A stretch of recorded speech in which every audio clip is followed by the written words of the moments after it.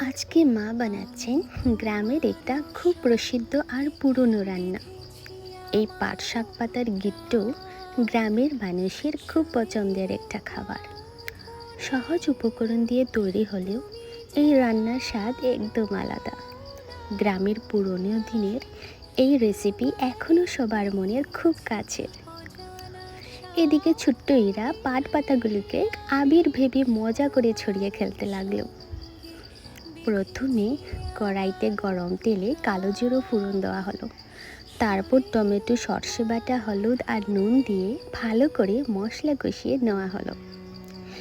এবার তার মধ্যে কাঁঠাল বিচি আর পাট শাকের গিট্টু দিয়ে আবারও ভালো করে কষিয়ে নেওয়া হলো।